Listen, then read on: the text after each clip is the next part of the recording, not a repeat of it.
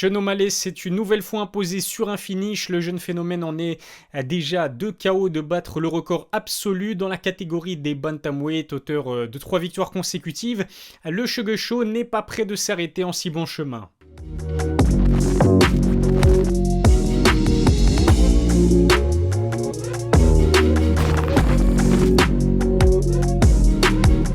Salut à tous, c'est Ilyes, on se retrouve encore pour une nouvelle vidéo après le débrief de la victoire d'Oliveira et celle de Peña. Place cette fois-ci à Sean O'Malley, puisque vous le savez, l'américain s'est plutôt facilement imposé face à Rolian Paiva, le brésilien qui était pourtant classé 15e de sa catégorie. Sugar Sean n'a pas flanché devant le défi. Pour l'instant, toujours pas présent dans le top 15 de sa catégorie des bantamweight, Sean O'Malley ne manque pas de talent, il ne lui a fallu qu'un round pour l'emporter sur KO technique face à un adversaire pourtant réputé très coriace, plus rapide, plus précis, plus technique. Sean O'Malley s'est vraiment facilement débarrassé du brésilien. Alors c'est vrai que beaucoup le trouvent surcoté, mais personnellement je dois vous dire que je prends énormément de plaisir devant chacun des combats de Sean O'Malley, sa mobilité dans un octogone, ses changements de garde instantanés et puis sa puissance folle pour son gabarit font de lui un combattant finalement hors du commun. Paiva n'a jamais existé face à un bien meilleur striker que lui. Il n'a suffi que d'une grosse droite à la fin du premier round pour faire vaciller le brésilien. Sean en a ensuite profité pour faire l'étalage de sa technique et de son intelligence en visant d'abord le corps et ensuite la tête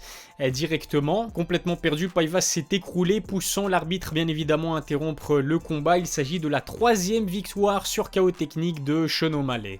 En interview d'après-combat, Sean a fait une drôle de confidence. Si l'on en croit ce qu'il dit, il était à 2 doigts d'annuler sa présence à l'UFC 269. La faute à une blessure au coude survenue à l'entraînement et qui l'a empêché de se préparer correctement depuis 3 semaines maintenant. Heureusement, il a tenu à être présent et il a assuré le spectacle comme il a l'habitude de le faire. En revanche, c'est assez inquiétant de dire que Sean s'est une nouvelle fois blessé. On se souvient que ça lui avait coûté la victoire face à Marlon Vera et ça avait failli être également le cas lors d'un précédent combat. Alors on sait que Sean O'Malley est un combattant qui a souvent des pépins physiques. S'il n'arrive pas à se débarrasser de ses blessures, ça peut être assez inquiétant pour la suite de sa carrière. Quoi qu'il en soit, il est grand temps maintenant que Sean O'Malley fasse son entrée dans le top 15 de la catégorie des bantamweight. Ses 3 dernières victoires, dont une face à un top 15, plaident en sa faveur. Alors on sait que l'UFC est très patiente pour faire éclore sa star au bon moment, mais force est de constater qu'aujourd'hui, Sean O'Malley est prêt à relever de nouveaux défis et à affronter des adversaires beaucoup plus costauds. Avant même ce combat, Dana White a fait une drôle de comparaison. Selon lui, on ne gère pas un Khamzat Chimaev comme on le fait avec un Sugar Sean O'Malley. Pour Dana White, avant ce combat face à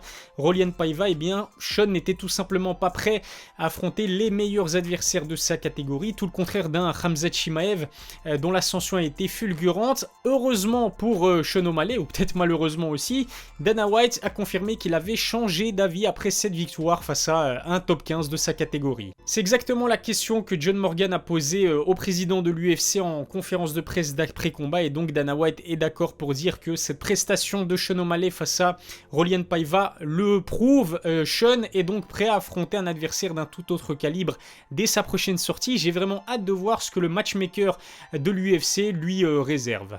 Le redoutable Adrian Yanez a en tout cas confirmé qu'il était prêt à se mesurer à Sean O'Malley. Comme lui, il s'est d'abord révélé dans les Contender Series de Dana White. Aujourd'hui, il reste sur 8 victoires consécutives et commence à faire sa place dans la catégorie petit à petit. Il n'est pas encore dans le top 15, mais il est talentueux. Il pourrait donc être un adversaire de taille pour Sugar Sean. Personnellement, et je suis sûr que vous serez d'accord avec moi, j'aimerais vraiment voir O'Malley affronter un jour Cody Garbrandt. No Love était d'ailleurs aussi de la partie à l'UFC 269. L'américain faisait ses débuts à 56 kg, alors il a parfaitement réussi sa pesée. Malheureusement pour lui, son combat s'est moins bien passé. Cody s'est pris plusieurs knockdowns face à Kai Kara France dans ce premier round et il a fini par s'incliner sur KO face à un combattant vraiment bien préparé et très en forme. On peut vraiment commencer à se faire du souci pour Garbrandt qui ne s'est imposé finalement qu'à une seule reprise sur ses 7 derniers combats. En plus de cela, il se mange un KO dans la catégorie en dessous, c'est jamais bon signe.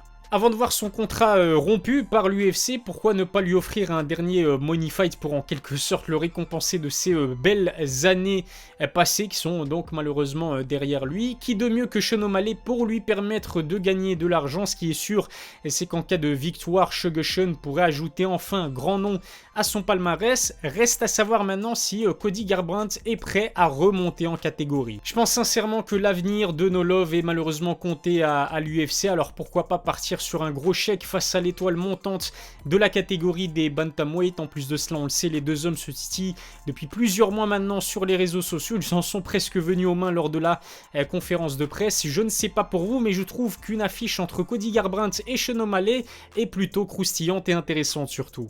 Est-ce qu'un Sean O'Malley Cody Garbrandt vous intéresse ou est-ce que vous préférez un autre adversaire pour Sugar Sean?